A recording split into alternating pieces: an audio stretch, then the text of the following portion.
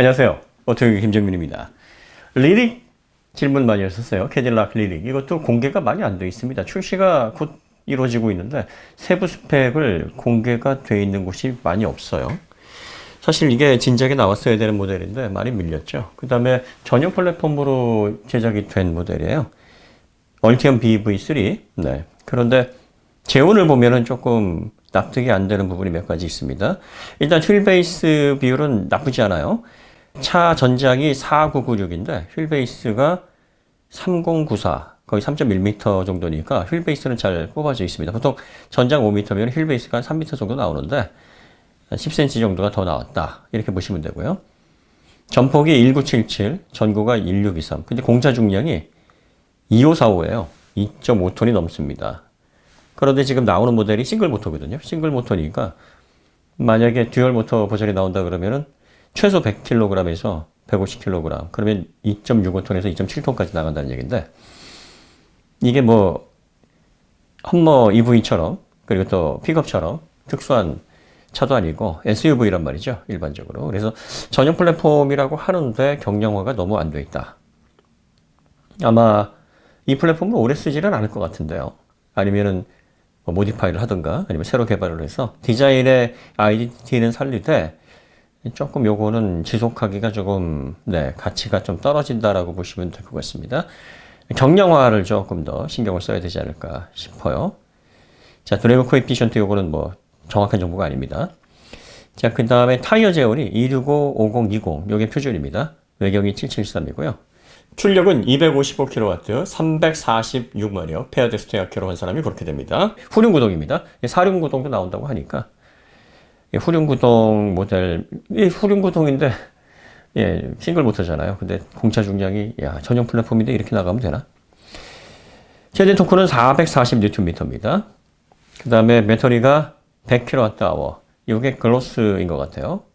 요게 글로스면은 아마 실제로 가용 용량은 90kWh 정도가 되지 않을까. 보통 10% 정도 마진을 적용해서 사용하고 있습니다. 정출력 구간, 정토크 구간 이런 정보가 없어요. 전기 모터의 특징을 정확하게 알 수 있는 정보가 없고요. 감속비 찾는 것도 되게 힘들었습니다. 감속비가 11.63 대 1. 당연히 예상 가능하죠. 왜 이렇게 높게 쓰냐? 공차 중량이 2.5톤이 넘어가니까, 2.53톤이니까 여기에서 제로백을 좀 빨리 가속 성능을 이끌어내려면 듀얼 모터도 아니고 싱글 모터인데요.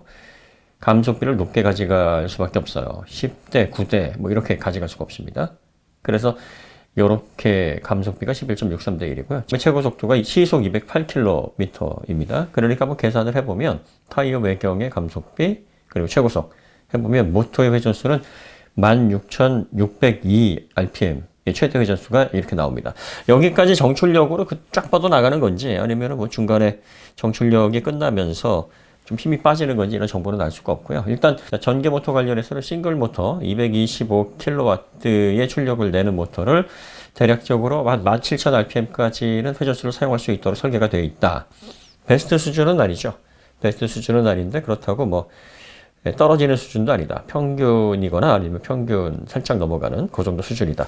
그러니까 모터 관련해서는 GM이 기술은 가지고 있는 것 같아요. 그리고 더군다나 이게 기획된 게 지금 거의 2년이 넘었거든요. 출시가 계속 뭐 코로나, 그 다음에 뭐 GM의 내부적인 문제 이런 것들 때문에 계속 연기가 되어 왔기 때문에 지금은 아마 여기에서 모터 스펙이 좀 더 올라가지 않았을까, 내부 기술력이. 근데 요게 적용되는 시점에서는 뭐 이렇게 적용이 돼 있다라는 점이에요. 그래서 제로백을 보면 4.9초입니다. 생각보다 공차 중량 대비 출력 대비 제로백은 나쁘지가 않습니다. 그 다음에 주행거리는 WLTP 기준으로 483 이렇게 나와 있거든요. 그러니까 아직까지 뭐 정확한 스펙이 다 나온 게 아니기 때문에 이런 것들을 참고만 하시면 좋을 것 같습니다. 일단 전용 플랫폼의 완성도는 좀 떨어진다. 좀 떨어지는 게 아니라 많이 떨어지죠. 이 정도 되면은 전용 플랫폼으로 전기차에 맞게 설계가 됐다 그러면 전장이 4996이라 그래도 대략적으로 한 2.3톤 이상이 넘어가면 좀 곤란하죠. 싱글 모터인데요, 더군다나. 그러니까 250kg 정도를 지금 감량을 해야 되는. 그래도 사실 좋은 건 아니에요. 그래도 듀얼 모터까지 들어간다고 치면 그 다음에 이제 충전 속도가 처음에는 150kW로 기획이 됐다가 190W로 조금 올라갔어요. 이 듀얼 모터가 아닌 싱글 모터라면은 뭐 회생제동시 크게 문제는 될 것 같지 않습니다. 회생제동량이 크게 오버는 하지 않으니까 뭐 이 정도면은 뭐 무난하게, 그다음에 충전 시간도 아주 빠르진 않지만 배터리 용량이 좀 크니까 이것도 좀 시간이 걸리긴 한데, 예. 이 리릭이 가격이 뭐 나쁘지 않게 나온다고 하니까 후륜구동이, 그리고 디자인이 좀 존재감이 있고 그 내부 또 디스플레이 구성이라든지 또 인테리어 뭐 이런 것들을 통해서 기대를 많이 하시는데, 어쨌든 전용 플랫폼이 적용된 첫 번째 캐딜락 전기차로서는 플랫폼 완성도는 많이 떨어집니다. 여러분들이 이런 점들 참고를 하시고요. GM이 그 파워트레인 쪽으로 완성도는 잘 가져가는 반면에 아직까지 경량화 부분에 있어서는 이렇다 할 성과를 좀 보여주지는 못하고 있는 것 같아요. 볼트 같은 경우에는 볼트 EV, 볼트 UV는 사이즈가 작죠. 그리고 요거는 뭐 LG 쪽에서 많이 협업을 해서 부품 비율이 상당히 높게 가져가고 있기 때문에 GM의 독자 기술이라고 보기는 좀 무리가 있죠. 그리고 아직까지 이코넉스 EV, 그 다음에 블레이저 EV, 또 실버라도 EV 뭐 이런 것들 아직 등장을 하지 않은 상황이라서 이 플랫폼을 얼마나 경량화할 수 있는지 이 부분에 대한 기술은 검증이 되질 않았어요. 일단 리릭만 놓고 보면 전용 플랫폼인데 조금 우려가 됩니다. 네, 이렇게 계속 만들게 되면은 전반적인 경쟁력은 떨어진다고 볼 수 있어요. 그러니까 전장 대비 휠베이스는 괜찮은데 그 경량화에서 좀 문제가 걸려 있고요. 듀얼 모터를 쓰게 되면은 거의 탑을 찍겠는데요. 무게에 있어서 사이즈 대비. 네. 독일차만큼이나 경량화가 지금 안 되어 있습니다. 전기 모터도 완벽하게 탑 클래스 정도 수준이다라는 걸 보여주지는 못하고 있는데, 지금 이 모델이 출시가 지연되긴 했지만 첫 번째 올해부터 등장할 모델이라 아무래도 이제 GM 또 캐딜락의 전기차 수준을 가늠하는 첫 번째 모델이 될 것 같기는 한데, 출발이 그다지 좋지는 않네요. 네. 여러분들이 이 정도 선에서 한번 각자 그 외의 부분들을 좀 조합해서 생각을 해보시면 될 것 같습니다. 자세한 내용이 없어가지고 일단 공개된 내용만으로는 이렇습니다. 이 정도로 간단히 정리하시면 될 것 같습니다. 새로운 정보가 들어오는 대로 저희가 또 보완을 해드리도록 하겠습니다.